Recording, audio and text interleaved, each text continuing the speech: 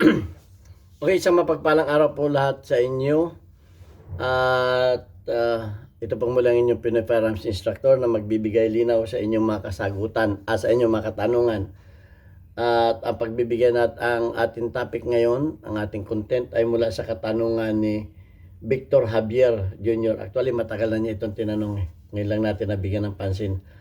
Ang sabi niya, Sir, how about Nowlin barrels?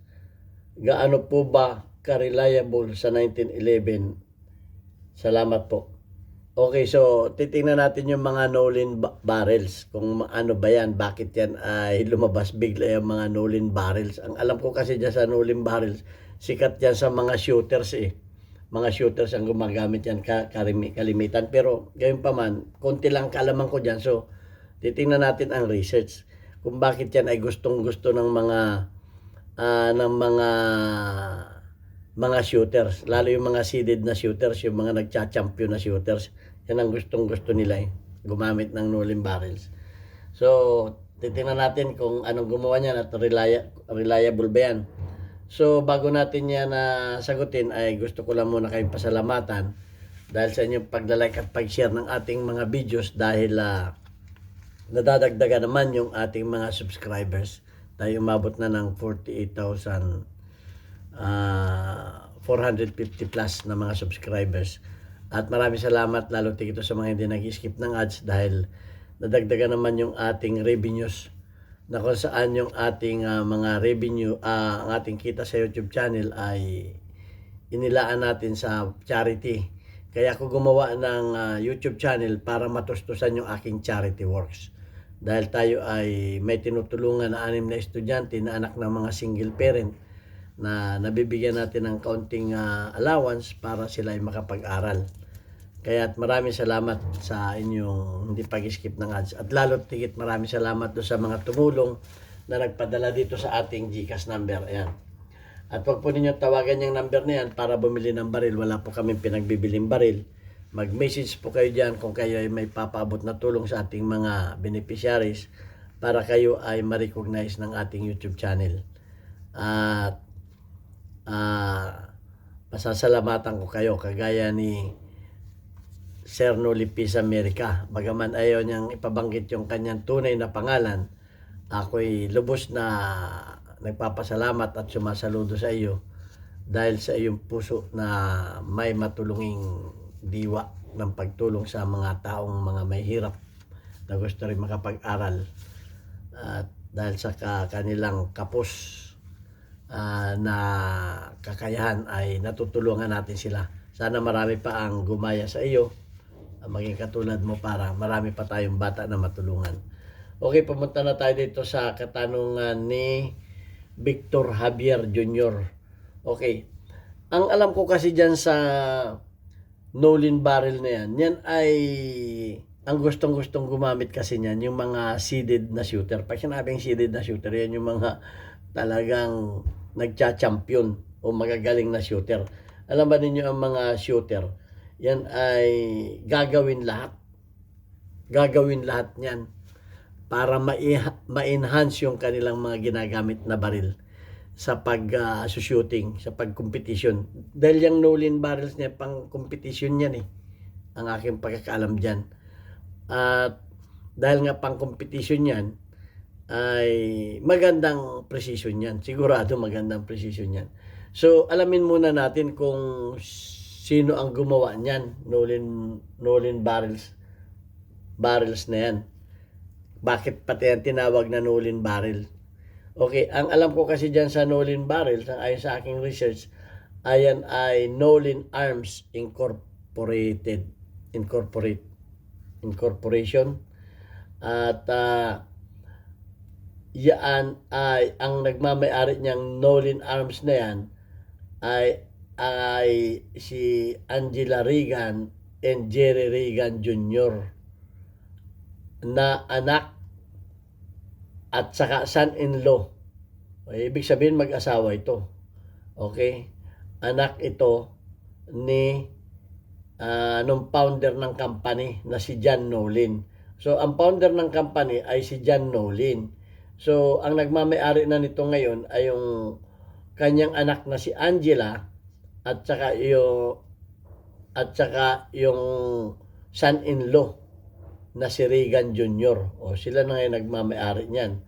Okay, so ang founder niyan ay si John Nolan Sr., yung kanilang tatay at yung kanyang bianan.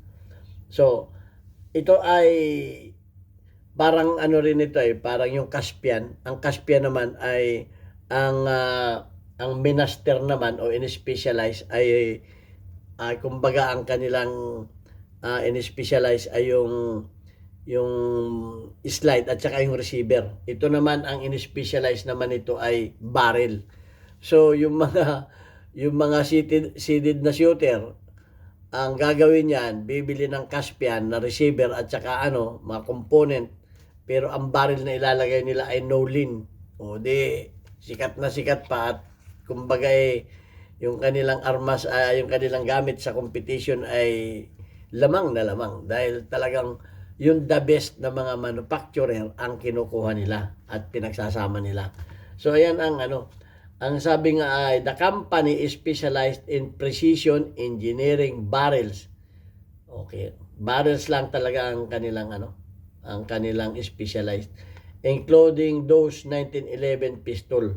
O hindi lamang 1911s, including yan. Ibig sabihin may mga ibang model pa at caliber silang ginagawa. Basta barrel ang kanilang specialized. Okay. Which they produce using an electrocathode machining. Iba ang kanilang technology. Electrocathode machining process to create a smooth, accurate bore. Kung hindi ako nagkakamali, ito na yung chrome. Kung hindi ako nagkakamali. Kasi ang chrome ay, ang gamit din dyan ay electrocathode machining din. So, hindi lang binanggit dito kung chrome ba ang nito, ang kanilang barrel. Hindi man sinabi, siguro ayaw, baka Basta't yun lamang process ang binanggit nila, baka magaya ng iba. Okay, pero sa aking research, isa sa pinakang best na barrel ay yung 4140 chrome moly steel. Hindi ko rin alam kung yan ang ginagamit nila. Yan ay sang-ayon din sa aking research, ang isa sa best materials ng barrel ay yung 4140 chrome moly steel. Yan. Pero hindi naman binanggit yan sa research ko kung yun ang kung yun ang kanilang gamit na barrel. Basta yung process ang sabi doon ay electrocathode machining process to create a smooth, accurate bore. Ayan yung mga chrome. Kaya pag kayo may nakitang chrome plated na barrel, alam naman ninyo yun hindi kasing kintab ng stainless. Pero napaka-smooth niyan. Smooth na smooth. So yan ang niyan. At ang company nga nila ay Nolan Arms Incorporated. So yan ang kanilang kinuha sa kanilang family name, Nolan. Okay. Okay, nabanggit ko na ang pangalan niyan. Ang pangalan ng may-ari ay si Angela Reagan and si Jerry Reagan Jr. Okay, so ang location na kung saan matatagpuan yan, kanilang pabrika na yan o paggawaan ay sa Oklahoma. O sa Amerika. Oklahoma, nasa Amerika yan Yan, ang manufacturing process nila ay specialized in using electrocathode machining ECM for rippling, which create a very smooth and accurate bore. Yan ang isang katangian yan. Yan talagang specialization nila ay to produce precision barrel and custom 1911 pistol known for their high accuracy and performance. So yun ang talagang niyan. Kumbaga best na barrel na to kung ako ang tatanungin ninyo. At tingnan natin ang mga pros and cons. Lahat kahit paanong ganda na isang bagay, may pros and cons yan. Okay, tingnan natin. Siyempre, magre-research tayo. Ay, hindi naman tayo kasing galing ninyo. Okay, may nagsasabi kasi dyan eh. Hindi ko na lang babanggitin. Okay. Ang sabi na sa sa 1911 barrels are widely considered high quality, reliable, and accurate. Yan, pagdating sa mga 1911 barrels, yan na used by competitors to win matches. Ayan yung sinasabi ko kanina. Kaya pala, yung mga naririnig ko ng nulin ang barrel niyan na ako'y sumasali pa sa So, hindi ako masyadong interesado nun. Basta ako makalahok lamang, makasali lang ako. Okay na sa akin yun. Hindi ko na pag-interest yan. Kasi alam ko, mahal yan. Hindi ko lang alam kung anong presyo niyan. So, yan talaga, pang yan eh.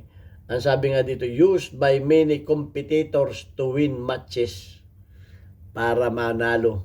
Yan talaga. They are known for the precision, manufacturing, and effectiveness in improving firearms performances. So, ayan na.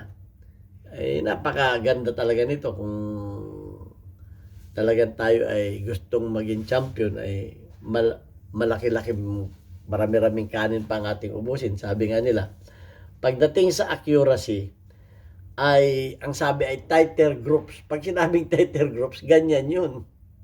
Okay? Hindi ganyan. Tighter groups. Pagdating sa tighter groups, known to produce very tight groups with various types of bullets. Sa mga various type of bullets. Ibig sabihin, maraming anumang klase ng bala. Pero ito, ang cons nito ay makaka-affecto dito yung tamang pagpipiting. Kaya kailangan mo rin kung hindi rin magaling ang gunsmith na magpipiting dito, di baliwala rin. Nasa gunsmith din ang buhay nito. Kasi ang sabi dito, with fit can affect accuracy as with unmatched grade barrels. Optional accuracy relies heavily on correct fitting. Nasa tamang pagpipiting din, which may requires professional gunsmithing for oversized version. Kasi may mga barrel na drop-in, may mga barrel na oversize. Yan ang kalimitan gusto ng mga shooter para tamang-tamang pag-fitting niyan. Eksakto-eksakto. Kaya kailangan yan ay magagaling na gunsmith. Tawagin ninyo ako, kaya natin yan. Sa pagdating sa durability, high quality manufacturing made using electrode machining process ensures a high tolerance and smooth stress finish free. Pagdating sa finish tolerance ay napakaganda nito. Ang cons naman nito ay potential fitting required. Okay, ito na yung mga drop-in version. Yung mga drop-in version are available but oversized barrel requires fitting by a gunsmith, adding cost and potent complexity. So, pag bumili kayo niya, lalo yung mga oversized niyan, yung mga hindi drop-in, babayad kayo sa gunsmith. Another cost. Yun ang pros niyan, ang cons. Okay, bagaman napakaganda yan, gagastos ka pa sa gunsmith. Kasi, sa mahal niyan, alam nga naman, ikaw ang magkikil-kikil niyan, sa mahal niyan, doon sa professional na. Alam naman ninyo, pagdating sa mga professional, mga kilala, di mahal, sumingil yan. Pagdating naman sa performance, improve bullet seal. Ibig sabihin, bullet seal, walang kasingaw-singaw. Pag sinabing bullet seal, the quality construction contributes to the overall reliability of the well-built 1911 and they have been used in countless competition wins. So marami nang naipanalo na mga competition itong Nolan barrel kaya sumikat. Ay siyempre, pagka alamin na gano'n, bakit na ang galing niya, na gano'n. Ang baril niya kasi Nolan barrels, mga gano'n. So sumisikat siya. Pero ang cons naman nito ay reliability depends on overall build. The barrel itself is quality components, but the ultimate reliability of 1911 depends on the entire assembly and proper maintenance. Kahit panulin barrels yung mo, kung hindi naman magaling yung nagfitting niyan at hindi maganda ang maintenance niyan, di bagsak din. So napaka-importante sa Nolan barrels ang gunsmith. Kumbaga overall. Okay, so baka kailanganin ninyo ako dito sa pagpipiting. Kasi pag nilagyan mo yan ng maling sukat ng barreling, ay hindi na rin uubra na maganda yan. So, kinakailangan talaga ay magaling na gunsmith ang kailangan ninyo. Pwede ako magpresenta. Okay, dahil sa pagpipiting ng barrel,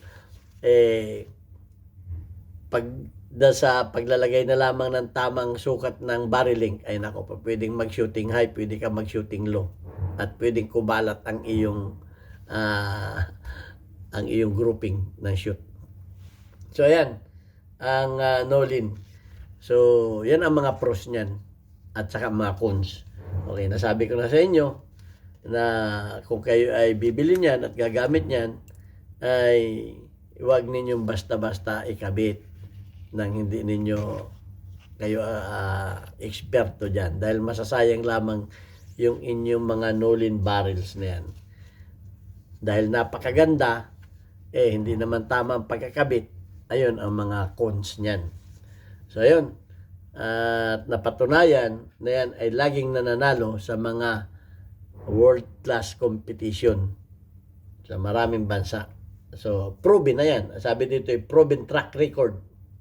Ang proven track record niyan ay the quality construction contributes to the overall reliability, well-built 1911, and they have been used in countless competition wins. Hindi na mabilang na mga competition ang pinanalunan niyang barrel na yan. Ay, bili na tayo ng Nolin barrel. So, yan, nalaman na ninyo. So, mga aspiring na mga shooters, ako ay retired na. Hindi na ako nag-shooting, nagtuturo na lang tayo, kaya coach na lang ako. So yan, at maraming salamat sa inyong mga tanong, at nabibigyan natin ng linaw, nadadagdagan ng ating kalaman. Hope na may natutunan tayo sa ating videos na ito, at panatilihin natin tayo kalmado, huwag tayong maging mayabang. Yung mga iba-iba kasi dyan, ng babas ng mga Pilipinong kapwa nila Pilipino, okay lang. Okay, so shout out na lang natin yung ating mga shout out natin yung ating mga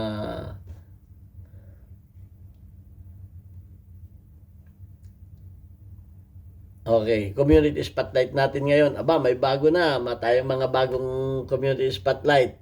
Si Boy Umay ay may perfect 100 plus na engagement. Thank you very much.